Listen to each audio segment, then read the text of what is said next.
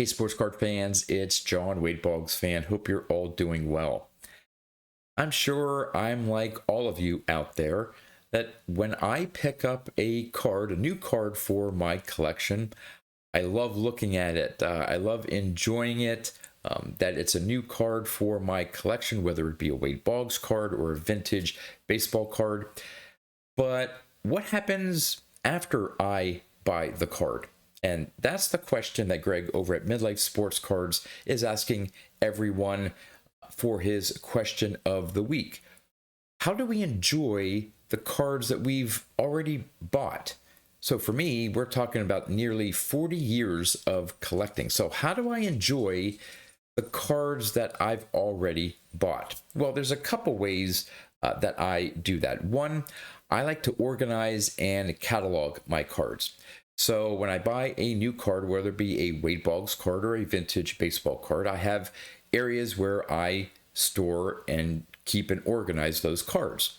So behind me is where I keep all of my Wade Boggs cards. So once I get a new card, I have a spreadsheet, my master checklist. So I go in and make sure that that is marked on that checklist that I have it. Then I put the card in order in my card catalog back there.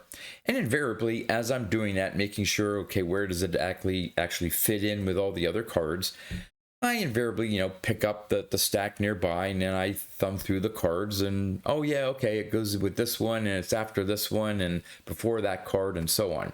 So that's one little way that I can enjoy at least sort of the Wade Boggs cards in my collection. For my vintage sports cards right now, I have them in 2-row cardboard boxes made for graded cards. And again, I have to go through and put them in order. And I have so many cards per row. So as soon as I put one card in, that means I have to adjust all the other rows in the boxes to make everything fit. So I'm going through, I'm pulling out cards to move over to different rows, and in doing so I get to check out some of those cards. And for my Wade Boggs cards, I've been doing a Wade Boggs card of the day on social media, primarily on X and Facebook, and over the last maybe 3 years or so on Instagram. And I've been doing a card of the day for probably around 10 years. And over those 10 years, I've done a different Wade Boggs card of the day. So over time, I've been going through each of those rows in my card catalog back there and pulling out 7 cards to scan and to do little shorts and things like that for those 7 cards of the day. So slowly but surely, every week I go through at least 7 of my Wade Boggs cards, and I can reappreciate those cards I have in my collection. As for my vintage baseball cards, the next area really is doing these YouTube videos. It gives me an opportunity, depending on what the topic is, to go through my vintage cards and show off some of the cards that I have. And so it gives me an opportunity to go through, find cards, either a particular player or year, pull them out and show them off on my YouTube videos. And lastly, while you may not see it in the background here, I did have in my old house, when I had a much nicer card room devoted to my Wade Boggs collection, I did have some cards on display. But my main goal is, when I eventually finish off my basement and have a lot more room to display my cards and collection and memorabilia, is to have more frames that I can hang on the wall to display a lot of my cards, whether it be a player run or a Hall of Fame run of a particular year, maybe some autographed cards of Wade Boggs, you name it, and to try to occasionally change them out. Change which cards are on display. I think Terry at TJ Maxx does this. I think he has several wall display cases, and it may be every month or so he goes through, and maybe depending on the season and the sport that is mainly being played during that time of the year, he'll go in and change out the cards that he has on display. That way, when he's in his card room and he looks around, he can see different cards maybe every month that are part of his collection. So that's not what I'm doing now, just because of the space and so on. But when I do have my basement finished, I do plan on displaying a lot more of my cards rather than have them in boxes. But pretty much for the majority of the times that I get to look and appreciate and enjoy my cards is when I'm doing these YouTube videos. So with the spirit of that, I'm going to turn the camera around and I'm just going to go pick some random vintage cards in my collection, go through a couple boxes, just pull out some random cards and show them off. So let's go take a look.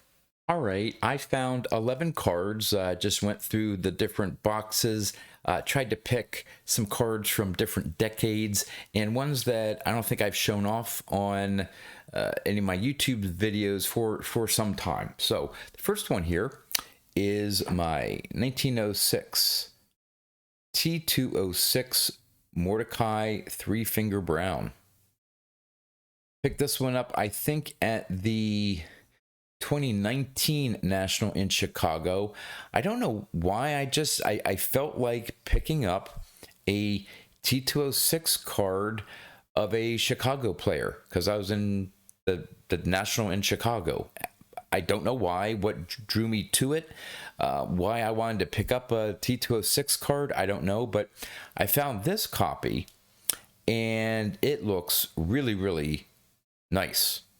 Nice and sharp there, that sort of scratch there, that's just on the case. But no creases.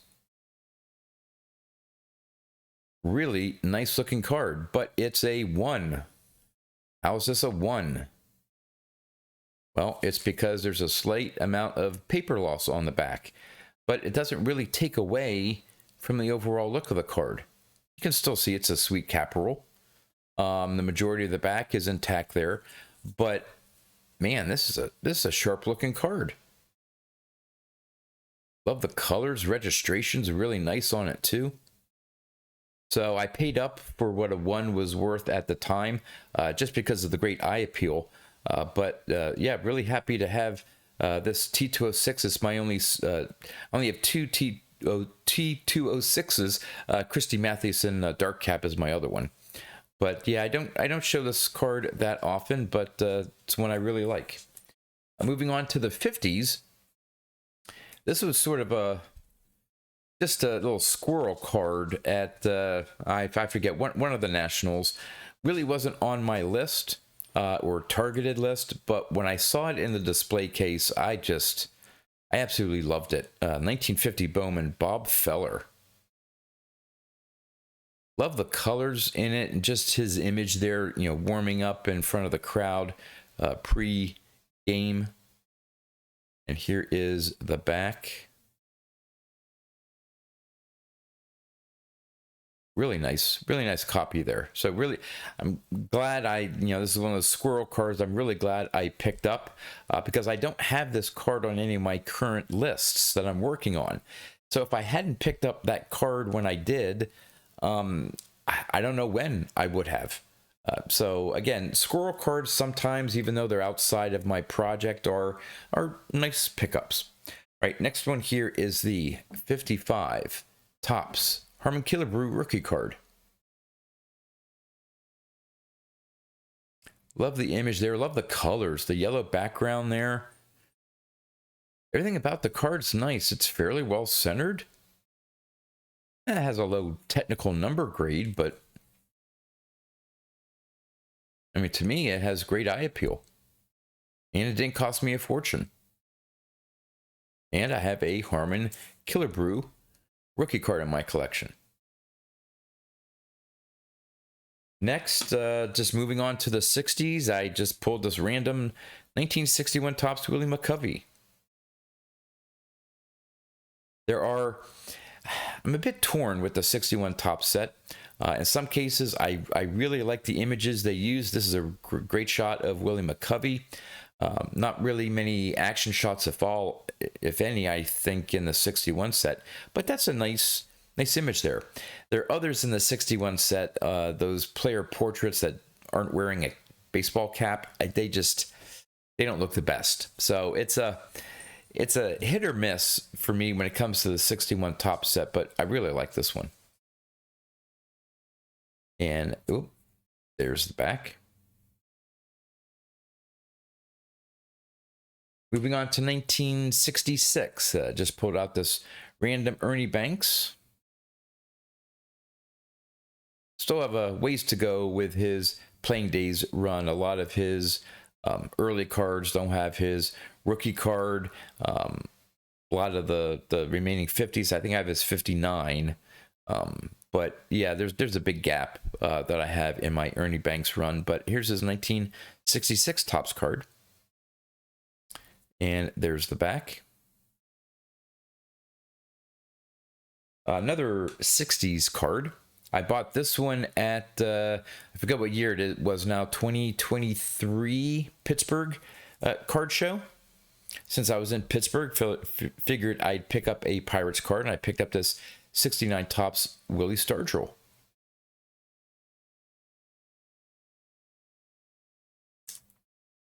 And there's the back.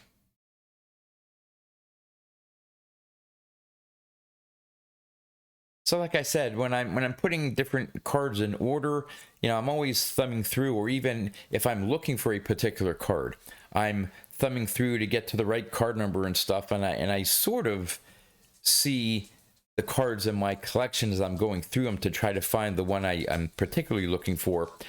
But to actually get them out, hold them, showing them off on camera, looking at the front and back and so on, it's when I'm doing these types of videos. All right, moving on to the 70s. Pulled this 1972 Topps Raleigh Fingers out. Love that almost unibrow look there of Raleigh Fingers, and this is pre-mustache that he's known for, the handlebar mustache. But just, I don't know, just a cool card. Love those old A's uniforms. And it almost looks like, no, I guess that's it. Is he? Yeah, it looks like he's actually wearing almost like a batting glove under his mitt. Not sure why that is, but correct me if I'm wrong, but that looks like a batter's mitt underneath his glove. Hey, if any of you in the that are watching this know anything about that, is that something he normally did? Have you noticed that before? Again, this is something great about just getting some of your cards out of your collection and just looking at them. I had never noticed that he's wearing some sort of glove. I don't know if it's a batting glove or something underneath his mitt there. All right. There's the back. Just a couple more here. Pulled out. Haven't showed this one off in some time. My Robin Yout rookie card from 1975. I always think that when I was looking at these copies, I always thought for some reason that this area here was sort of like some print defect. But if you look closely, I believe it's at least I believe it's supposed to be some tower. I don't know if it's some power, like electrical tower or something. At least I think that's what it is, because every card has it. I'm not familiar with the stadium that this was, the photo was taken at, but to me that looks like some metal tower in the background. But if you're not familiar with the card and you look at it and you see the clear background there, you may think that something's wrong with the card and it's some print defect, but I think it's actually something in the background. And here is the back. A couple more here from 1976 Topps. This is the Sporting News All-Time All-Stars. This is Pie Trainer. There's a bunch of the all-time all-stars. I think this is one of the more inexpensive cards in sort of that subset in the 76 Topps set. And it goes over, or it just shows their, elected to the Hall of Fame in 1948 and has their complete Major League batting record, which is nice. There are, I want to say maybe about 10 10 or 12 maybe, unless there could be maybe 10, maybe 9 positions and another player. Maybe there is only 9, one for each position. But I do need to get some more of these. There's a Ted Williams one that I need or want to get, not need, want to get for my collection. But eventually I want to pick up all the Hall of Famers here from the All-Time All-Stars set. And in 77, we have the Brew Sutter rookie card. I have this card ungraded. I believe it was part of the maybe 100 or so 77 Topps cards I got from my cousin when I was little. He no longer was interested in collecting. He was a little bit older than I was, and so he had a few 76s and some 77s, maybe even a handful of 75s. But I think the majority were 1977s, and I'm pretty sure I had the Brew Sutter, but it's in pretty bad shape. So I did want a nicer copy for my graded collection since it's his rookie card. And there's the back. And finally, the Bert Blyleven 1979 Topps. I was, again, just thumbing through my 79s, came across this card, the pillbox hat, the Pirates uniform from, this probably would have been 1978 technically, but they won the World Series in 79. But Bert Blyleven, when he was playing for the Pirates. Nice action shot there. And here is the back. So yeah, Graig, thanks for another excellent question. It's always good to know, and would love to know in the comments from all of you, how do you enjoy your cards after you buy them? Do you just put them in binders or boxes and they go forgotten for long periods of time? I always look for opportunities, again, whether it's some of these vintage cards here or some of my Wade Boggs cards. Always look for opportunities to go and just thumb through and just pick out some cards and look at the cards. Even though I've looked through all of them, multiple times over the years, I always sometimes get surprised, especially with my Wade Boggs cards, with having so many of them now, different ones in my collection, of, oh yeah, that's right, I do have this card. Oh yeah, I do have that card, and just enjoy knowing that I have it and looking at the card. So with that, that's all I have for you. So until next time, thanks for watching.